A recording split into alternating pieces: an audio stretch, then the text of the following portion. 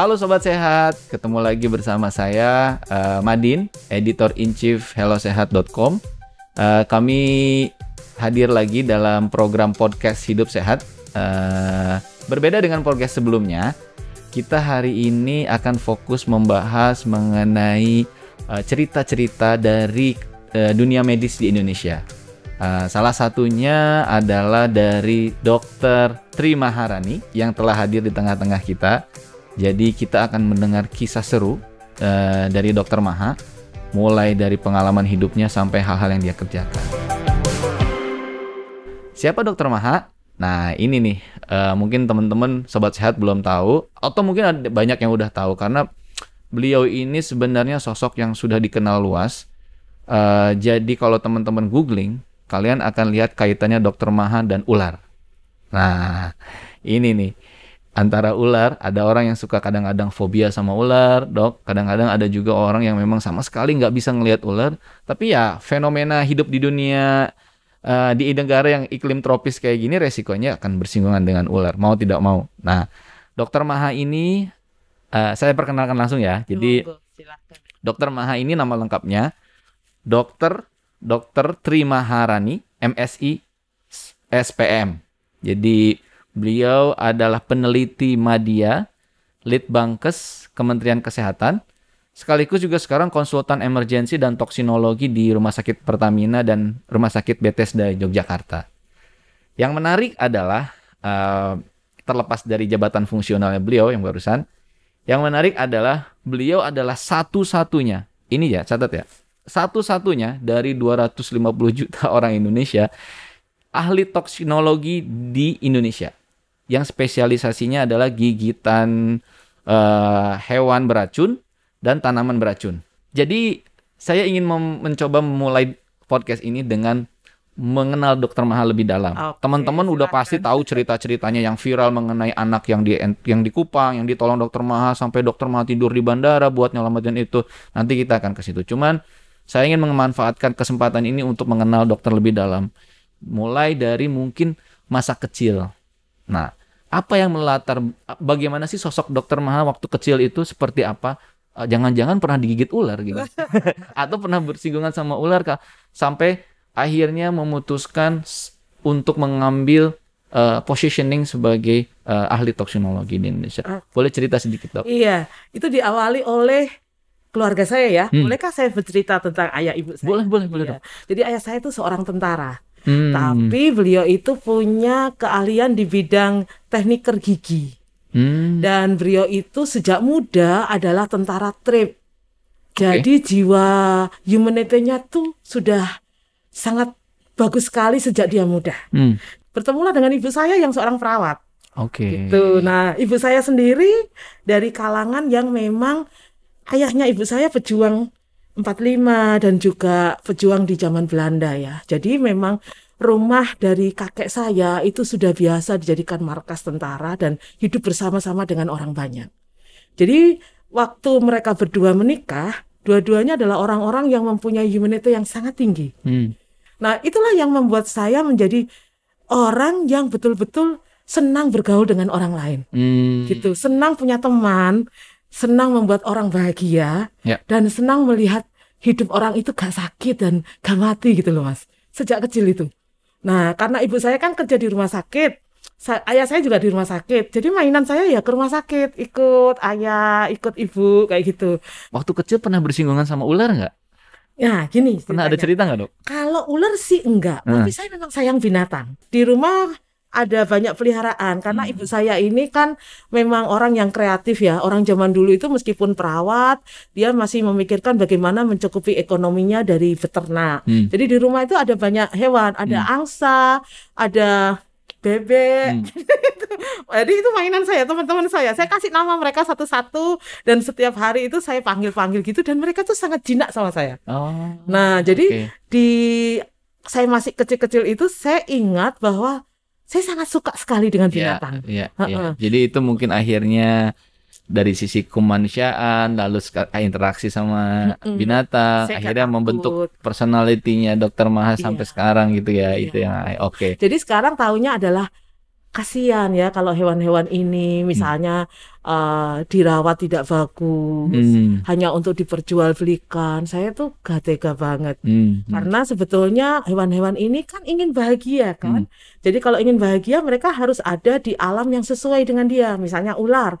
Ular ini kan hewan-hewan yang seharusnya adalah wildlife animal kan. Jadi dia tidak bisa hidup di dalam sebuah akuarium, gitu kan nggak bisa. Nah, jadi itulah yang membuat warna, karena kita manusia itu kadang kan gak suka hewan karena memang gak pernah bersentuhan dengan hewan dan takut misalnya gitu. Nah, sejak kecil saya memang suka dengan hewan itu. Itu berbeda dengan dua kakak saya. Jadi dua kakak saya itu sangat takut dengan hewan. Oke. Dok, berarti kita fast forward agak maju dari masa kecil, kita naik ke kedokteran nih. Ya, kan di Brawijaya ya, kalau nggak salah ya. Kedokterannya. Terus saya pernah dengar cerita ke dokter, punya titik balik di persimpangan jalan ketika memilih mau ngambil apa nih, dan ternyata ada unpredicted events yang akhirnya kayaknya nih jalan Tuhan nih, kayaknya mau bisa diceritain nggak dok momen itu yang dokter dari mulai dari milih ke emergency lalu ke akhirnya sampai ke ular, gimana sih ceritanya? Iya. Jadi waktu di kedokteran tuh, zaman dulu kedokteran itu kan lama sekolahnya Mas ya. Karena kurikulumnya itu juga beda. Jadi dulu itu harus selesai anatomi dulu, baru nanti meningkat jadi patologi anatomi dan sebagainya. Jadi saya cukup lama di S1 itu. Nah, karena cukup lama, teman saya banyak. Nah, mungkin nanti teman-teman yang lihat di podcast ini ya, teman saya itu dari angkatan paling kecil sampai angkatan paling tua begitu. Nah, jadi tidak hanya di satu angkatan itu. Karena teman saya banyak, akhirnya kita juga punya wawasan agak banyak gitu Mas ya. Jadi waktu saya lulus dokter itu, saya 2 tahun kerja nunggu PTT. Zaman dulu kan PTT, pekerja tidak tetap itu loh Mas. Dokter dulu kan wajib ya, selama 3 tahun. Kalau di Jawa dan di luar Jawa 2 tahun gitu. Nah, selama 2 tahun itu saya bekerja di UGD. Ternyata saya cinta dengan dunia UGD itu. Jadi kan UGD itu sesuatu yang dinamis. Setiap hari ketemu orang beda. Gak mungkin ada orang datang ke UGD setiap hari, gak mungkin kan. Pasti orangnya beda. Nah, ternyata saya suka. Padahal banyak orang tidak suka UGD karena UGD itu satu, ya pasti gajinya kecil, ya kan. Terus yang kedua, ketemu orang-orang aneh-aneh karena kasusnya aneh-aneh gitu. Nah, jadi akhirnya banyak teman yang lebih memilih saat itu ya klinik jam sostek yang orangnya sama, sakitnya juga sama. Nah, saya tidak, saya memilih untuk kerja UGD yang jaga malam, jaga siang, jaga pagi, dan dinamika orangnya beda-beda terus, kasusnya juga beda-beda terus. Kemudian ketika saya PTT, saya dapatnya tuh di daerah sangat terpencil, Mas. Jadi daerahnya tuh di puncak gunung sana, dan daerah itu sudah terkenal, dokternya itu tidak pernah ada di puskesmas itu.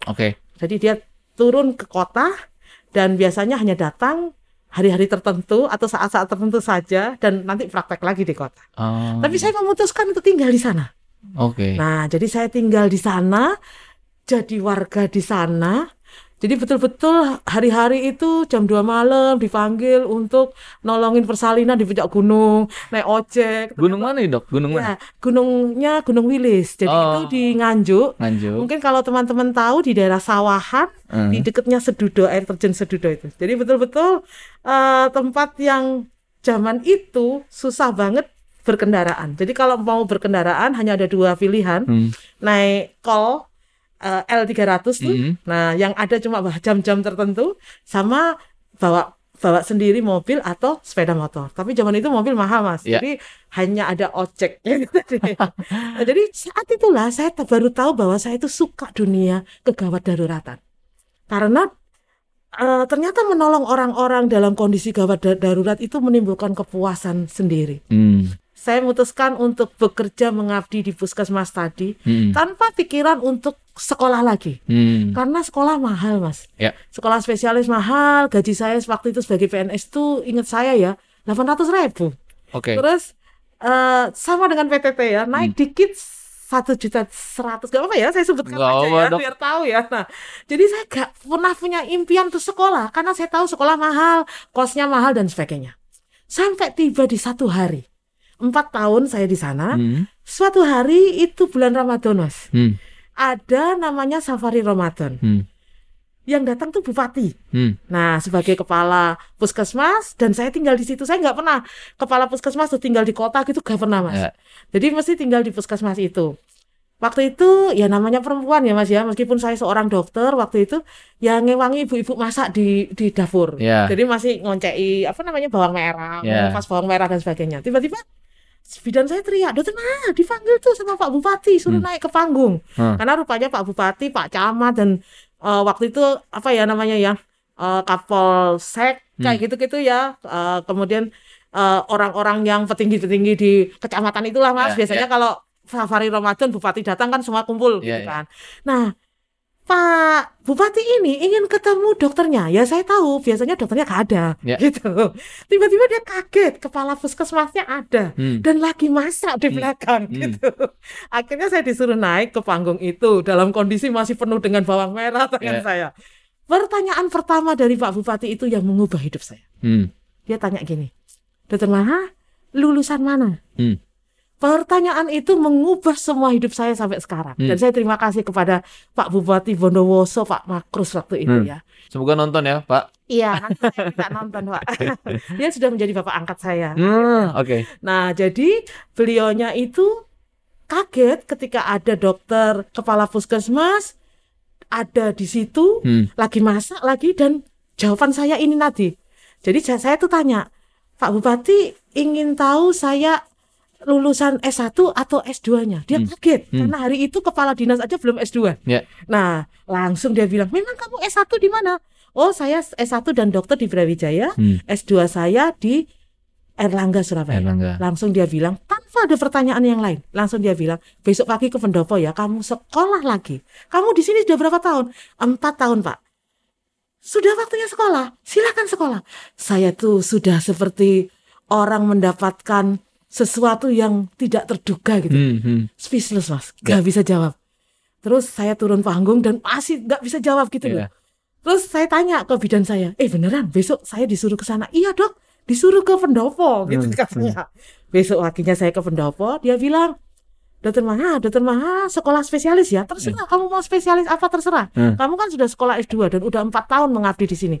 Tak kasih uang, bukan dari APBD-nya Bondowoso, tapi uangnya dia sendiri, 2 juta. Hari itu saya bilang gini, gaji saya cuma 1.100.000, dapat uang 2 juta. Nah, terus saya tanya, kalau saya sekolah S3 gimana? Loh, kalau sekolah S3 gak balik kamu gitu. Jadi saya disuruh sekolah spesialis. Terus besok lusanya saya berangkat ke Surabaya. Saya cari spesialis apa yang kira-kira bisa nerima saya. Waktu itu saya diterima di spesialis patologi klinik. Karena saya S2 dan waktu itu ya saya lulus paling cepat gitulah katanya gitu. Tapi ya zaman dulu kan enggak ada cum laude gitu kan, enggak ada. Pokoknya paling cepat lulusnya gitu aja. IP-nya ya berapa gitu. Nah, terus di tengah-tengah saya diterima itu kan biasanya kalau PPDS tuh diterima dulu, nanti tahun depan baru mulai PPDS-nya.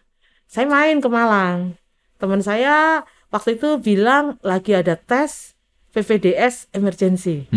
Kok saya ingin ikut? Terus saya ikut juga tes itu. Jadi dua nih ya, berarti patologi dan emergency. Diterima juga gitu. Nah, pada waktu diterima itu saya bingung mau milih yang mana gitu kan. Tapi saya kok nggak balik ke Surabaya. Saya tetap ada di Malang dan menikmati hidup di Malang, menikmati kesulitan yang saya alami di PPDS emergency tadi. PPDS emergency penuh kesulitan karena saya harus jaga 24 jam dan saya wanita ya. PPDS emergency jarang yang wanita. Cowok semua karena berat. Kemudian ya untuk masa depan waktu itu masih spesialis baru. Tidak tahu mau jadi apa gitu. Tapi saya kayaknya tahu saya akan jadi apa gitu. Jadi saya percaya aja gitu. Nah, jadi akhirnya saya memutuskan untuk menjadi seorang spesialis emergency tadi.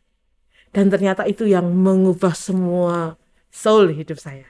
Dan Pak Bupati tadi sampai sekarang ini kan masih berhubungan dengan saya ya. Beliaunya sudah sepuh sekali dan selalu senang ketika melihat saya bisa melakukan apa yang kira-kira bisa untuk menolong orang-orang lain. Jadi peran Pak Bupati itu tidak hanya sekedar masih uang ya, Dok, tapi akhirnya membantu terciptanya seorang ahli toksinologi di Indonesia. Gara-gara uang itu tuh. Iya, 2 juta. Dan saya rasa uang 2 juta dari kantongnya Pak Bupati itu sangat berguna dan diizinkan Tuhan diberikan pada saya untuk meneruskan semua cita-cita saya tadi. Berarti sampai sekarang masih komunikasi sama Pak Bupati? Masih sehat? Masih. Oke. Terima kasih Pak. Terima kasih Pak. Oke, jadi berarti kita sekarang udah sampai ke titik di mana dokter udah ngambil emergency ya. Terus habis itu nanti kita kan juga dokter ambil S3.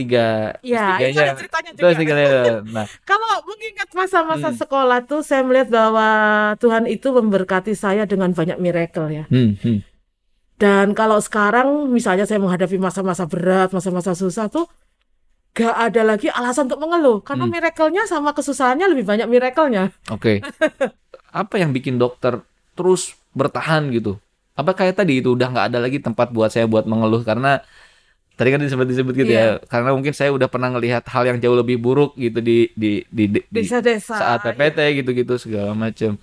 Apakah itu yang terus ngedorong dokter supaya terus bergerak gitu-gitu ngelewatin itu? Jadi kan saya 7 tahun tuh jadi dokter di Puskesmas, 4 tahun kepala Puskesmas di Bondowoso, 3 tahun jadi dokter PTT di Nganjuk. Jadi kehidupan di desa itu memang berat banget ya. Bayangkan mereka untuk membayar. Jadi saya gak pernah namanya menarik bayaran pasien kepada saya. Jadi kalau mereka datang kepada saya ya sudah tak suntik, tak obati, tak jahit dan sebagainya. Masalah nanti mereka bayar berapa terserah.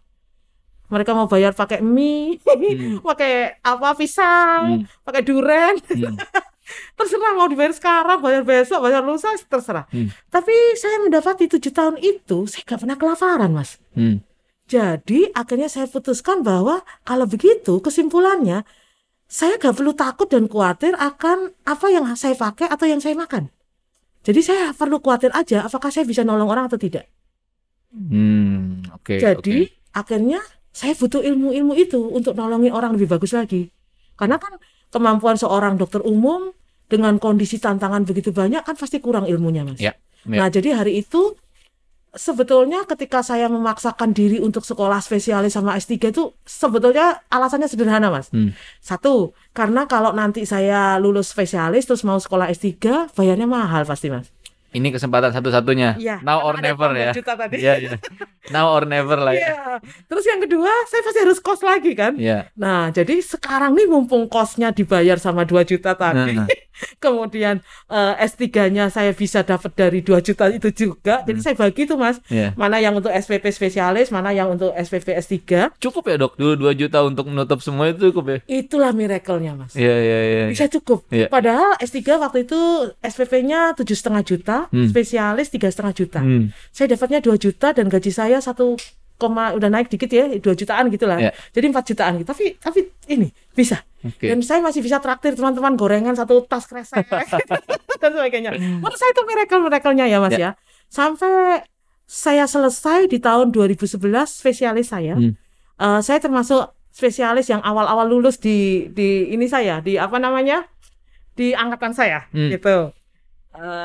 Ya saya cukup senang karena bisa menyelesaikan spesialis itu dan ada tahun spesial 2011 tuh di mana di tahun 2011 itu saya mempunyai apa namanya ya cerita luar biasa. Saya pergi ke 8 negara untuk mempresentasikan riset saya dan waktu itu 20 riset saya itu masuk di school abstract, oral presentation, poster presentation dan sebagainya dan meraih 3 gelar di Asia. Riset soal apa waktu itu? Macam-macam. Jadi saya bisa tuh bawa poster itu sekali conference itu 8 poster langsung. Itu berhubungan dengan emergency semua. Ya, emergency. Macam-macam tapi ceritanya ya, mulai dari cerita tentang kecelakaan. Jadi saya dulu punya riset tentang hubungan SIM dengan cedera kepala. Nah itu yang menang di mana-mana, menang di Beijing, menang di Malaysia, menang di Bali, conference internasional. Jadi the best presentation, jadi third place, jadi second place dan sebagainya begitu. Jadi akhirnya di tahun 2011 tuh nama saya sebagai periset itu naik gitu di teman-teman Asia gitu ya. Saya cuma ini aja karena sebetulnya bahasa Inggris saya kurang bagus, Mas. Jadi saya tuh asal ngomong gitu aja, jadi kurang oke begitu. Tapi saat itu saya belajar tentang keberanian dan bahasa itu ternyata adalah sebuah habitual ya. Nah, jadi kalau aku gak sering ngomong ya gak akan bisa gitu. Jadi itu 2011 tuh betul-betul tahun yang tidak akan saya lupakan. goalnya terakhir adalah saya mendapatkan grant sandwich lab program itu. Nah, jadi kan saya sudah lulus spesialis, kemudian kan meneruskan S3 saya yang tinggal riset. Nah, hari itu ditawari untuk sandwich lab program, tapi ada ujiannya Mas, ujiannya ngeri juga. Ada wawancara, ada ujian tulis dan sebagainya, dan lawannya tuh banyak seluruh Indonesia. Nah, saya terpilih, akhirnya saya bisa pergi ke Belgia untuk mempelajari riset di hypertension laborat di Universiteit, karena kan gitu kan namanya di sana Universiteit Katholieken gitu ya, di Belgia. Nah, saya belajar ke sana. Sesuatu yang baru ya Mas, karena saya biasa sekolah-sekolah itu di Indonesia dengan rutinitas Indonesia, karakter Indonesia. Yang ngejar profesor pagi hari 5:30 pagi ngejar profesornya, nanti jam 10 malam datang lagi sampai profesornya lihat kita itu ini hari ini setiap hari ke sini gitu ya. Tapi kalau di sana justru mereka senang kalau kita mau datang setiap hari, karena jarang-jarang ada orang yang mau mendekati profesornya setiap hari gitu. Nah, jadi akhirnya masa-masa di Belgia itu memberi pelajaran sangat berharga untuk saya, terutama tentang apa yang disebut dengan kasus-kasus unexpected yang tidak ada di Indonesia. Contohnya apa? Neglected case. Nah, inilah awal mula saya bertemu dengan toksinologi.